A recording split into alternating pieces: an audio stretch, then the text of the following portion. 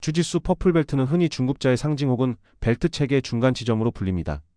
하지만 단순히 블루벨트와 브라운벨트의 중간이라는 사실만으로는 이 벨트가 가진 진정한 의미를 충분히 담아내기 어렵습니다.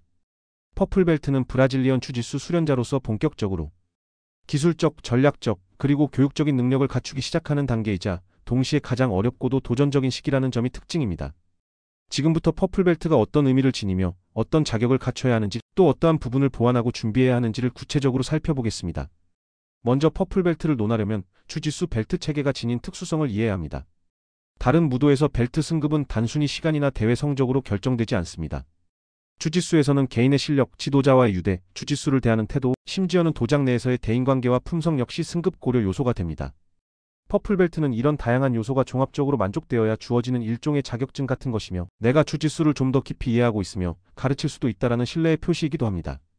퍼플벨트의 의미를 조금 더 깊이 들어가 보면 다음과 같은 특징들이 두드러집니다. 첫째, 기술적 이해 수준이 상당히 높아집니다. 이는 곧 블루벨트 시절까지 축적해온 모든 기본기를 확실히 다듬고, 나아가 다양한 자세 가드, 패스, 터틀, 백 등에 대해 균형 잡힌 이해를 갖추었음을 의미합니다. 많은 지도자들이 퍼플벨트를 가리켜 블랙벨트가 알고 있는 기술은 거의 다 알고 있다 말하는 이유도 여기에 있습니다. 둘째, 단순 기술 체득을 넘어 자신만의 게임 스타일을 구축해야 하는 시기이기도 합니다. 화이트벨트와 블루벨트 단계에서는 지도자가 가르쳐주는 기술을 따라하면서 익히는 데에 집중했다면, 퍼플벨트가 되면 기술의 결을 자신만의 색깔과 맞춰서 재해석하고 그 기술들을 어떻게 연결해 사용할지 구상해야 합니다. 즉, 게임 플랜을 스스로 디자인하는 창의성이 필수적으로 요구됩니다. 시간적인 측면에서 보면 IBJJF 기준으로는 퍼플벨트 승급을 위해 최소 16세 이상이어야 하며 블루벨트로서 통상 2년 정도의 훈련 경험이 필요하다고 알려져 있습니다. 그러나 수련 빈도나 개인의 학습 능력, 체육관의 환경 등에 따라 실제 승급 기간은 크게 달라질 수 있습니다. 어떤 사람은 1년 6개월 만에 빠르게 퍼플벨트를 팠기도 하고, 또 어떤 사람은 3년 이상을 블루벨트로 머무르기도 합니다. 이는 주짓수 벨트의 결정은 오직 코치 또는 지도자의 재량에 달려있다라는 말이 상징하듯이 개인차가 상당히 크게 작용하는 지점입니다.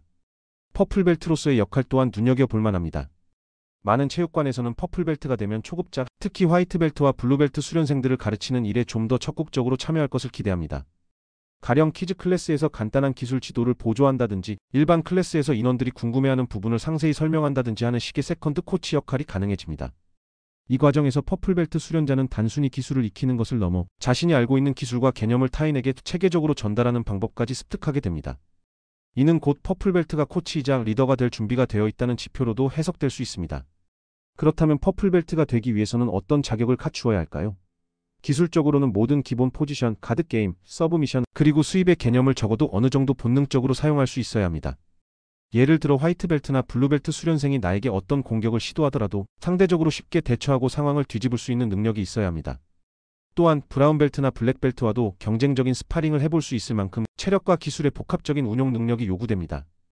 여기에는 물론 몸을 쓰는 피지컬적인 부분도 포함되지만, 더 중요한 것은 내가 지금 어떤 상황에 있고 어떻게 대응해야 최적의 결과를 낳을 것인지를 빠르게 판단하는 전략적 사고 능력입니다. 물론 퍼플벨트가 쉽지만은 않습니다. 많은 수련자들이 이 단계를 정체기가 가장 심하게 오는 벨트라고 말하곤 합니다. 화이트벨트와 블루벨트 시절에는 기술이 빠르게 늘고 도장에서의 소소한 성취감도 비교적 자주 맛볼 수 있습니다. 하지만 퍼플벨트에 접어들면 학습 곡선이 서서히 완만해지고 스스로의 단점을 더욱 심각하게 자각하게 됩니다.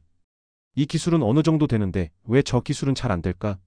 나는 공격을 잘하는데 수비가 약하지 않나? 같은 구체적인 고민거리가 늘어나기 마련입니다. 특히 퍼플벨트는 자신의 장점과 단점을 객관적으로 인식하고 이를 보완하기 위해 더 세밀하고 깊은 단계의 학습과 연구를 해야 하는 시점입니다. 이처럼 정체기가 오는 이유 중 하나는 기술의 디테일이 이제는 정말로 중요해지기 때문입니다. 화이트벨트나 블루벨트 시절에는 대략적인 원리와 힘의 배분, 타이밍만 좋아도 성공이라고 부를 수 있었던 기술들이 퍼플벨트 이후에는 상대가 더 숙련된 만큼 미세한 디테일을 놓치면 작동하기 어려워집니다. 예컨대 가드를 패스할 때 그립을 한번 잘못 잡거나 무게중심을 제대로 옮기지 못하면 쉽게 스윕을 당하거나 서브미션에 걸릴 위험이 커집니다. 따라서 퍼플벨트가 되면 수련자들은 스파링 중에도 왜 지금 내 기술이 안 먹히지? 상대는 왜 저렇게 대응하지? 라는 질문을 끊임없이 던지면서 문제점을 분석하고 디테일을 교정해 나가는 훈련을 시작해야 합니다. 그렇다면 퍼플벨트로서 정체기를 극복하고 나아가 진정한 브라운벨트로의 도약을 위해서는 어떤 자세를 가져야 할까요? 첫째, 자신만의 대표 기술 혹은 필살기를 확실히 구축하는 것이 중요합니다. 모든 기술을 넓게 아우르되 한두 가지 영역에서만큼은 이게 바로 내 필살기라고 할 수 있을 정도로 깊이 파고드는 것이죠. 이를 통해 스파링에서 자신감을 얻고 동시에 자신만의 색깔 있는 게임을 발전시키는 발판을 마련할 수 있습니다. 둘째, 계속해서 배우고 가르치는 태도를 유지해야 합니다. 앞서 언급한 것처럼 퍼플벨트는 도장 내에서 초급자들에게 많은 것을 알려줘야 하는 위치입니다. 이 과정은 역설적으로 스스로의 기술 이해도를 심화시키고 다른 사람의 실수를 교정하면서 내 디테일도 함께 점검할 수 있게 만드는 이상적인 학습 루프를 형성합니다. 마지막으로 퍼플벨트 시기에 가장 흔히 듣게 되는 조언 중 하나는 겸손을 잃지 말라라는 것입니다. 물론 화이트벨트와 블루벨트를 비교적 쉽게 컨트롤할 수 있게 되면 어느 정도 자신감이 생기는 것은 자연스러운 현상입니다. 하지만 자신보다 상위 벨트인 브라운벨트와 블랙벨트 그리고 함께 성장해 나가는 팀 동료들의 기술과 경험을 존중하면서 계속해서 배워야 합니다. 벨트는 결국 내가 주짓수의 길에서 어느 정도의 궤적을 그려나가고 있는지 보여주는 상징물일 뿐 학습의 끝이 결코 아닙니다. 정리하자면 퍼플벨트는 주짓수 수련 여정의 중간 지점이자 기술과 전략 그리고 교육자의 태도가 본격적으로 요구되는 무게감 있는 벨트입니다. 이제 막 초급 단계를 벗어나 자신만의 스타일을 구축해야 하고 체육관 내에서 후배 수련생들을 이끌어주는 역할도 해야 하며 동시에 코치, 지도자와 상위 벨트들로부터 더 수준 높은 가르침을 지속적으로 받아야 하는 시기입니다. 이 모든 역학관계 속에서 가장 중요한 키워드는 균형 잡힌 시야와 겸손한 학습 태도입니다. 퍼플벨트를 달았다는 것은 나름의 실력과 경력을 인정받았다는 뜻이지만 바로 이때가 실력은 물론 인격까지 함께 성장할 수 있는 결정적인 기회이기도 합니다.